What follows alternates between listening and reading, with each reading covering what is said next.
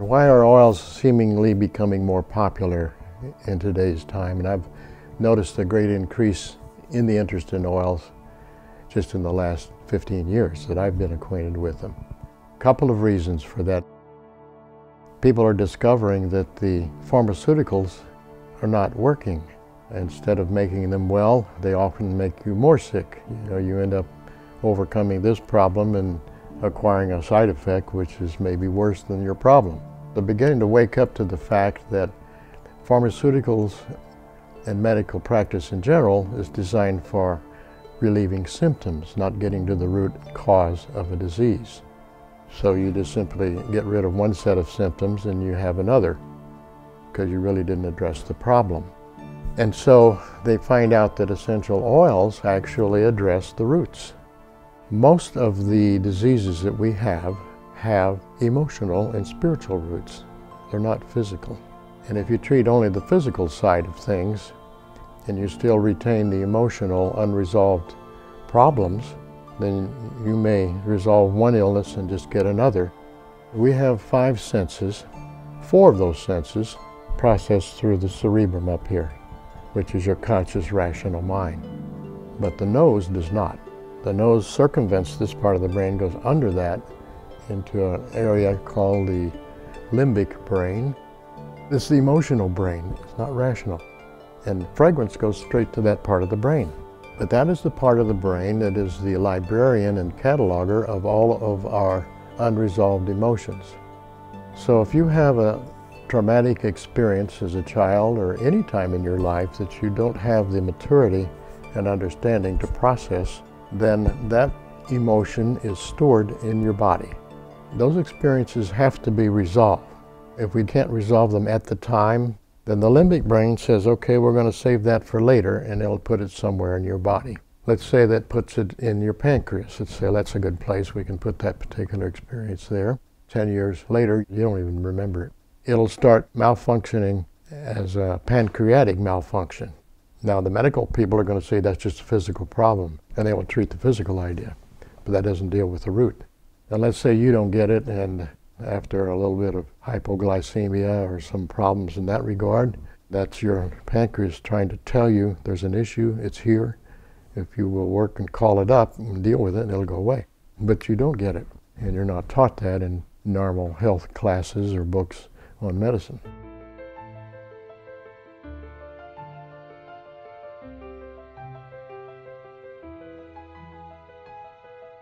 So when you use the word allergy, it's really funny. And the reason is that when you use the word allergy, it's to a protein. There aren't any proteins in an essential oil. It's a volatile compound extract. And so there are no true allergies to essential oils. What you can have is a chemical sensitivity. And there are a few things to think about here. The first off is that when somebody has a chemical sensitivity, it can be a genuine sensitivity, some kind of molecule that they might be highly sensitive to. The other thing to think about is that no one really goes from 0 to 60. People are usually driving at 59. The needle doesn't break the camel's back. It's every preceding needle that leads up to that one needle being too much. So the thing to keep in mind here is that there aren't allergies to essential oils. There are no proteins in the compounds that are being extracted from the plants. So when I have patients come in and they talk about allergies that they might have to fragrance, I also have a perfume company, and so I hear this commonly as well. People have allergies to fragrance. And so when I treat patients, what they're usually getting is some kind of heat or skin rash. Again, it's a chemical sensitivity that they're getting.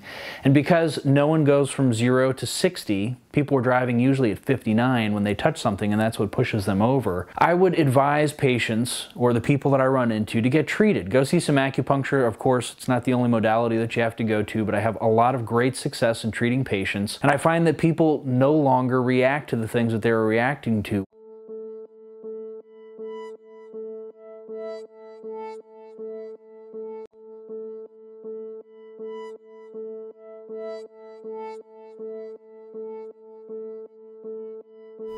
Well, the oils go straight to the limbic brain. You can bring that forgotten memory back to consciousness, and then you can deal with it because it's back in the conscious mind. That's one of the wonderful and unique ways that oils can bring about healing that pharmaceuticals can't do, because they're designed to mask up symptoms so that you think you're well when you're really not. I went back to the research and the science and said, so what else do these oils do on my brain? And I found a bunch of research showing that essential oils will change the brain waves. We can change the way your brain waves work. For example, you go to a spa. What kind of scent are you likely to smell when you go to a spa for a massage? It's typically lavender. So why would a spa put up lavender in the air? Well, because they don't want you to be on 6 blackberries or 7 blackberries on your iPad while the massage therapist tries to massage you, and you're supposed to be relaxed. Lavender will slow down your brain waves and will put you almost in the first stages of sleep. So lavender is an excellent oil to put in your bedroom. You're going to slow down your brain waves. We're looking at 4 main brain waves. We're looking at what we call beta. Beta waves are when you're really active. So right now I'm in beta. Then you can go down to alpha. Alpha is when I close my eyes right now and I start concentrating, I'm still awake. This is a stage where I become very creative. A lot of artists, they will paint, they will write. Let's say you have a basketball player and he wants to shoot a basket and there's all that noise around him. Something that distinguishes a very good basketball player is that you can measure that he can have a burst of alpha waves. That means he can completely concentrate on the basket and zoom out all that noise, and that will distinguish a very good basketball player from maybe not as good a basketball player. So we can do this with oils. We know, for example, that sandalwood, the frankincense, the peppermints, there will be more the alpha and the beta. However, when you go into the lavender, the bergamot, the cedar woods, they will slow you down. You go to beta, for alpha, and then you go to theta and delta. These are all the waves that we have in the brain. These are the waves that you use while you sleep. Knowing all that, I can use essential oils to treat people with insomnia, or to help them just fall asleep, or babies that cried. So it's just fascinating again how you see the science and then the effect it has on the patients.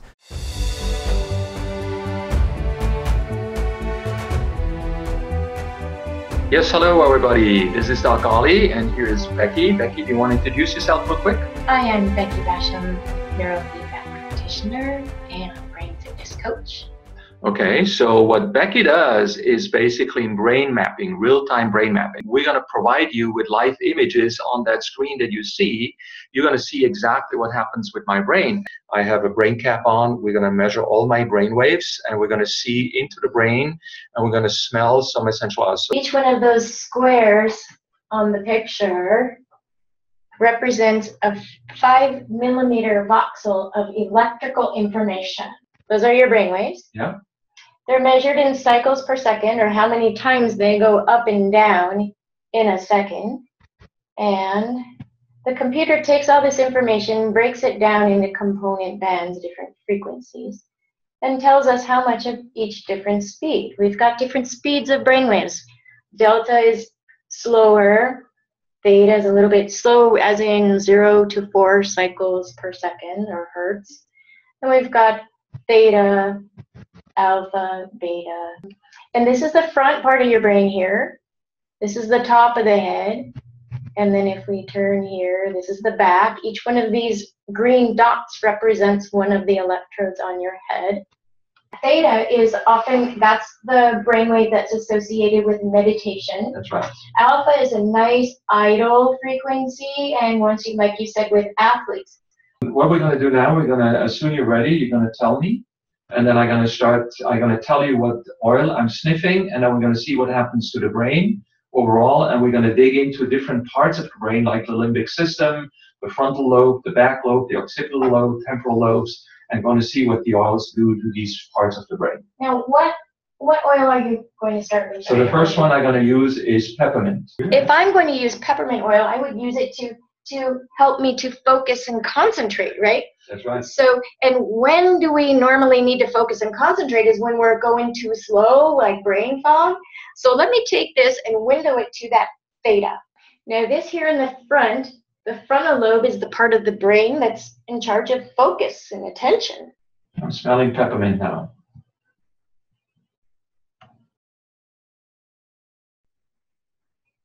So you've got, oh, now this is really interesting, Dr. Ali. The left side of the brain typically is associated with positive emotions, and the right side of the brain with negative emotions. The left side of the brain is analytical, the right side of the brain is big picture, And which creative one are we thinking. activating here? So the left side of your brain is looking like it has more beta than the right side of the brain. Which means I'm positive at this Positive point. So and peppermint makes me active, analytical, and positive.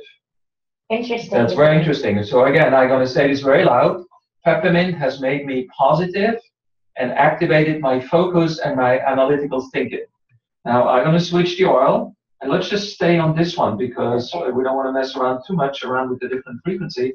Let's go back to the whole brain, and I'm going to grab an oil, lavender. So right now I'm taking lavender. I'm going to start breathing on the lavender. Now, lavender is typically associated with a calming effect, isn't it, Dr. Ollie? That is correct. So let's see if our theory holds, then the level of beta activity will decrease when you use the lavender. Is that correct? That is correct. And I think that's exactly what we see, right? It appears that way. It's becoming less red. So my frontal brain becomes slower. Now let's look at this let's see what it does with the limbic lobes. Limbic lobes are usually associated with emotions, memories. See that red spot in the front there? That part of the brain is known as the anterior cingulate gyrus. This part here would be the left posterior cingulate gyrus. Okay. And these are places of the limbic lobes that are in charge of where the brain is going to focus attention.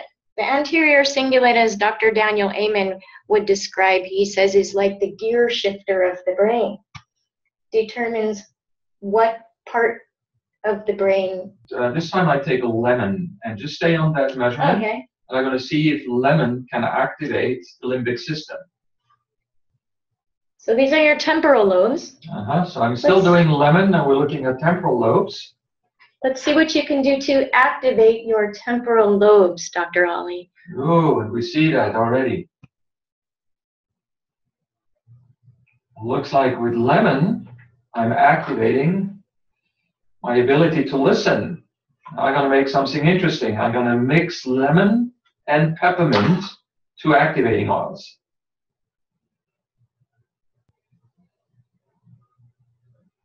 Look at that. It's mainly on the left side, too.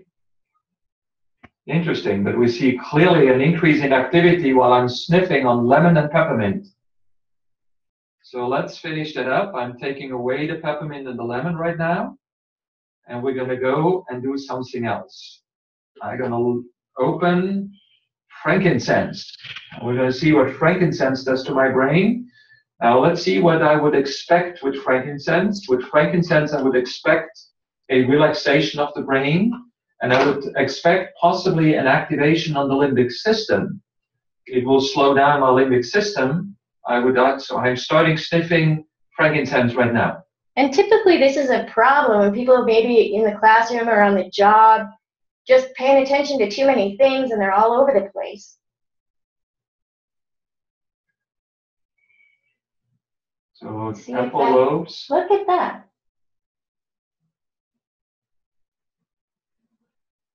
And the other side that was very red before is now calmed down. Yeah, it was actually a little bit too red. Oh, interesting. If you look. I just opened my eyes. Oh, okay. Close your eyes again. I'm going to describe what happened.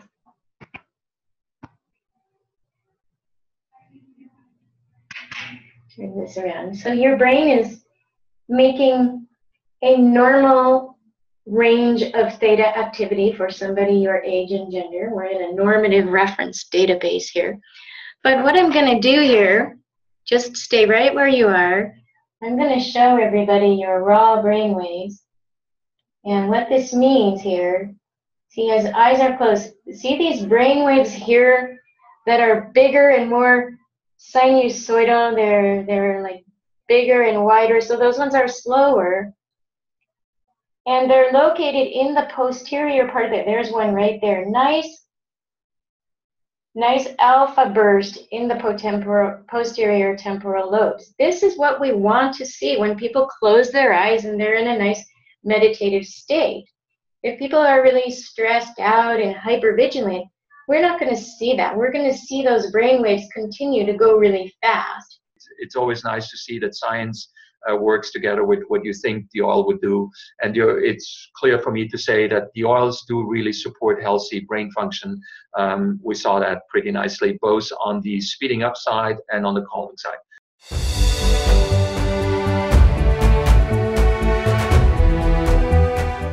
Cedarwood oil is one of the most interesting oils of the Bible. It's mentioned in there as a blend of 50% cedarwood and 50% hyssop oil. But what most interested me was it talks about taking that blend and apply it to the right upper ear, that's right here, just below that rim, to the right thumb, and to the right big toe. And here's what those points mean. They're all three emotional releasing points. This point right here, and that part of the ear where my finger is where you would release issues with your mother and father. This one is most interesting because there's where you relieve blockages against learning new material. And then the right big toe is to release bad habits and compulsive behavior. But the thumb was the one that interested me the most because I teach a course in chemistry. There are many people out there who are very good in music, they're good in social studies, can learn almost anything, but they have a block on one subject like physics or math, chemistry. Why would you be good at everything but one field? Well, it's because on that particular field you have an emotional block against that subject. It's not your IQ. And we can get rid of that block and open the way for you to learn that subject. So when I teach my chemistry class, I always ask everybody raise your hand who has no problem learning other subjects but you have a problem with chemistry. Half a dozen hands go up, yeah, I never could learn it. I said, well, we're going to take care of that right now. So we take cedarwood oil and put it on the right thumb. And I said, now that needs to get to the limbic brain. Your limbic brain is right over the roof of your mouth and below the cerebrum. So let's take your thumb, put it in your mouth, suck on your thumb, push it up there to the roof of your mouth. So the whole class is sitting there sucking their thumbs. And before it's over with, the people that couldn't learn chemistry, they can learn it. It gets rid of that blockage. Many people that couldn't even learn chemistry that I have taught are now teachers of chemistry. And it always goes back to a traumatic experience in their childhood, usually in a classroom with a science or math teacher who intimidated the students, embarrassed them, and humiliated them in front of everybody else. You know, stand up and recite these things and they couldn't do it, or go to the board and they just stood there, couldn't do it, and they were so embarrassed that they put a block right there on that subject. So the very thing the teacher was trying to do to teach them, they were blocking.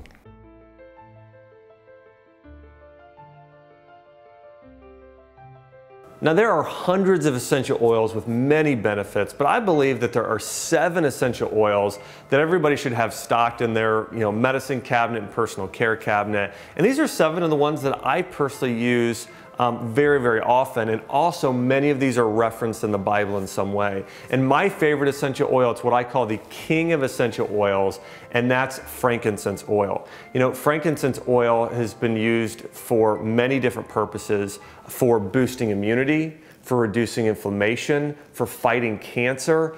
The benefits can go on and on and on, but I mentioned this, one of the most powerful things is in fighting cancer. In fact, if you just do a search online, like a Google search, and search frankincense oil cancer, I have an article in there that really goes through the powerful benefits and the compounds it contains. You know, I had a patient who came into me, I was speaking at a seminar, and a woman came up to me and she said, I can attest to the benefits of frankincense. She said, my husband was diagnosed with a brain tumor, given 3 months to live. We got turned on to frankincense oil. He started rubbing it on the roof of his mouth. We started diffusing it every day, rubbing it, massaging it into his scalp. She says it's been 6 years and he's still alive. And she said, we really believe that frankincense oil is a powerful part of his treatment. Also, the most common way frankincense oil has been used over the past several thousand years has been for spiritual enlightenment and spiritual awareness. In fact, it was used in the Roman Catholic Church. It was used by the Jews early on and still used in certain ceremonies today. But frankincense, the reason it has that benefit is that it reduces brain inflammation. So there are so many things that can cause brain inflammation today. The foods we eat, there's a condition called leaky gut where if you're not digesting certain foods properly, gluten and other foods can cause inflammation of the brain. All of the toxins we're exposed to, emotional stress, these can all cause swelling or just overall minor inflammation of our brain and nerve system. Well, frankincense reduces that inflammation and allows us to have clearer thinking and in many cases be able to better pray and connect with God. One of the things I love to do every morning is I wake up, I get down on my hands and knees and I pray and I diffuse frankincense essential oil. Also, I'll diffuse frankincense oil while I'm praying, while I'm reading my Bible, while I'm doing a devotional in the morning. It's the perfect essential oil for doing any of those things, especially that. Also, frankincense oil is great for just taking a few drops, rubbing it on your chest because it's a powerful immune support. If someone, if there's a mom out there or their kids who are sick and they want to keep their kids from getting sick at school or at daycare or themselves, there's someone sick at work, just having frankincense on hand, rubbing it on the body throughout the day, it's a powerful protectant. One of my favorite essential oils is myrrh oil. And myrrh oil, as you know, has been referenced for thousands of years in the Bible. It's used for natural beauty treatments and for hormones. And so if somebody is having any type of skin issue, whether it be, let's say, wrinkles, or age spots, or you want a natural sunscreen, myrrh is actually the #1 natural sunscreen of any essential oil available today. It's the natural, and this is why Queen Esther used it, it's why Cleopatra used it, it's because of its great protective properties, and also it's incredible for balancing hormones. If a woman is struggling with PMS or PCOS or menopause or any type of hormonal issue, myrrh essential oil can be used a couple drops. You just simply rub it on the side of the forehead and on the neck, and you're getting those benefits. Also, myrrh oil is a natural antiseptic and the #1 oil, I'd say along with clove oil, for actually treating any sort of dental issue.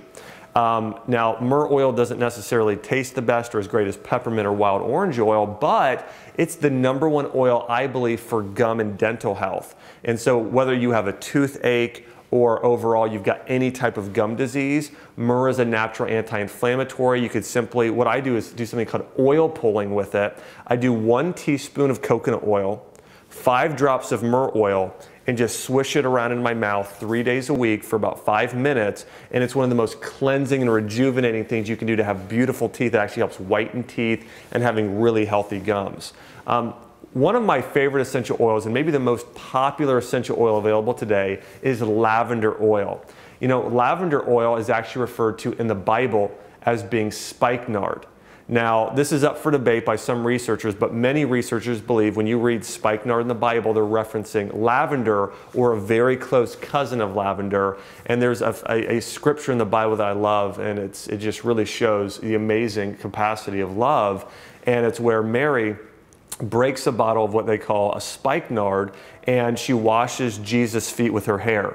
And here's the incredible thing. They said that bottle of lavender, that bottle of that nard, was worth a year's wages. That's how valuable essential oils were in the Bible. I mean, they were worth as much as a year's income. We're talking about, I mean, today, you know, $10,000 for a bottle. That's how valuable these were. And so lavender oil has an amazing scent and fragrance. We know also, actually studies were done at Vanderbilt University using oils such as wild citrus oils as well as lavender oils, and showing that it can help fight depression, it can relieve anxiety, it can help balance cortisol levels. Also, lavender oil has been shown to help balance blood pressure, reduce insomnia. So if you have trouble sleeping, it's the ultimate oil. My wife Chelsea and I love, we have diffusers all over our home. I've got one in my office, one in our kitchen, one in our bedroom. But we actually put drops of lavender oil along with some chamomile and vanilla oil. We put those in the diffuser by our bed, and while we go to sleep at night for 30 minutes, we have that oil diffusing, and it really helps us relax, fall asleep, get in a good restful state. So I love the oil for that. Also, lavender oil was used by a French scientist, and this is one of the most recent discoveries of its ability to help heal cuts and burns. In fact, this French scientist named René got third-degree chemical burns on his arms. And so he took his arm, he soaked it in a vat of lavender oil every day for 2 weeks, and he noticed afterwards that his third-degree burns were almost completely healed in 2 weeks, and over time did not leave any scarring. And so we know lavender oil, if somebody has a cut, a burn, a scrape, it is the master oil at really supporting and healing skin conditions. And it's definitely one of those oils I think every single mom, every single dad should have in their medicine cabinet, especially for their kids. You know, another essential oil that I love, and maybe the essential oil with most recently the most medical studies, is peppermint oil. Now, peppermint oil has over 1,200 medical studies on it showing that it actually helps with focus, helps relieve digestive issues such as irritable bowel syndrome. Also, it's been shown to help in freshening the breath naturally. Many benefits of peppermint oil. I've used it with patients I've had who have had inflammatory bowel disease or general gas and bloating issues or upset stomach. Just simply doing one single drop in water 3 times a day, very soothing and rejuvenating for the digestive system. Before I go work out, my wife works out, we actually have lavender oil with us. We'll take in 7 just deep breaths in our sinuses with peppermint oil. It's a great natural energizer. In fact, a recent medical study found that it actually helps naturally increase your energy levels and can help people perform better on tests. So if you have a child who's studying for an exam, or you're feeling sort of sluggish during the day and the afternoon, 1 drop of peppermint oil, simply smelling it, you can rub it on your neck, is a great way. And by the way, combining the power of lavender oil and peppermint oil is the perfect natural remedy for headaches. If you have a headache, 2 drops of peppermint oil, 2 drops of lavender oil, rubbing it right on your temples and forehead in the upper back part of your cervical spine of your neck, where your skull meets your neck, is a great place for it. I've had so many patients over the years who started using it, and they said this is the best natural headache reliever I've ever used. You know, the other thing, my wife and I love using peppermint oil in the kitchen, and we make homemade peppermint patties using dark chocolate, coconut oil, raw honey, and peppermint oil. 4 ingredients, that's it. And you can make the best tasting peppermint patties. Kids love them, parents love them. They have this just, you know, nice sweet flavor, but they're also very energizing. And so, you know, people should try that at-home peppermint patties. If they want to check out that recipe, they can go to my website, draxe.com. That's just draxe.com. I've got several other recipes with essential oils, but those peppermint patties are fantastic and a great way to get some good peppermint oil in your diet and really support your digestive system. Another favorite group of essential oils that I love are citrus oils, specifically lemon, lime, bergamot, grapefruit oil, wild orange. Citrus oils naturally support the lymphatic system in the gallbladder. If you're ever sick or have swollen lymph nodes, doing 1 to 2 drops of citrus oil in water or citrus oil mixed with raw local honey is great for for lymphatic drainage. Now, I live in Nashville, Tennessee, and have taken care of a lot of famous both Christian musicians as well as country musicians and many others. And many times they come into my clinic with strained vocal cords. So I have them do this special mixture of lemon oil or orange oil with 1 teaspoon of raw honey mixed in warm chamomile tea, have them drinking that 3 times a day, and it really soothes that lymphatic system. Also, medical research has found there's a compound found in citrus oils called D-limonene, which helps release the gallbladder. So if you have a toxic gallbladder, need support digesting fats, 1 drop of a citrus oil is great for so many reasons. Also, I love citrus oil for cleaning my stainless steel appliances, granite countertops. My wife and I made a mixture of tea tree oil along with citrus oils. We mix that with water, 1 tablespoon of vinegar in a spray bottle, and it's what we clean our entire home with, so it's great for those reasons. Another great essential oil that I love is tea tree oil, also known as melaleuca. This is typically harvested in Australia and has great antimicrobial properties. But here's the great thing about it. Many other essential oils, such as oregano oil, tend to be a little bit more harsh on the skin, where tea tree oil can oftentimes be used neat. Now, you can use it with a carrier oil, but it's powerfully antifungal and antimicrobial, but also gentle on the skin. It's been shown to help get rid of dandruff. It's been shown to help relieve the flaking and inflammation of the skin in conditions such as eczema, psoriasis, dermatitis, and other inflammatory skin conditions. So it's great for those reasons. Also, one of the things that I actually promoted in my book is called, one of my books is titled Eat Dirt, and I talk about the devastating effects of prescription antibiotics on our gut microbiome and our digestive health. It's absolutely destroying the health of so many Americans. And one of the ways we use prescription antibiotics, or not prescription antibiotics, but antibiotics in general, is using hand sanitizers. Well, a great replacement for that is tea tree oil. Now, we just carry around some tea tree oil, my wife and I, when we travel. So if you go into a public restroom, hey, a couple drops of tea tree oil with some water, wash your hands with that. It's the best way to replace that hand sanitizer that's really so toxic to the body. One of the essential oils that I love is cedarwood oil. And one of the reasons I love it is I love reading Proverbs and reading about King Solomon. And really, I just know that for my life, I really, I love cherishing wisdom. I want to make good decisions in business and my own health. And cedarwood oil is referenced as being the oil of wisdom. When you look at the tabernacle in the Bible, a big part of the tabernacle was made of cedar wood. And I can imagine walking into the tabernacle of that time that was made for our Lord and just smelling the cedar wood, because that's really what so much of it was made out of. And those essential oils were literally coming out of the tree itself. Now, again, cedarwood oil we know is used as well, and that's correlated with wisdom. One of my own special blends that I use myself when I'm getting ready to record an interview, or when let's say I'm preparing to do a speech somewhere, or I'm just trying to focus and get some writing or research done, I'll do a blend of cedarwood oil, vetiver oil, and peppermint oil to really keep me focused. Or sometimes I just use cedarwood oil in general. But cedarwood oil, if you're really looking to support brain health and focus, it's great. And then other oils, now cedarwood especially, other oils like fir oil, these oils that come from tree bark specifically, or wood,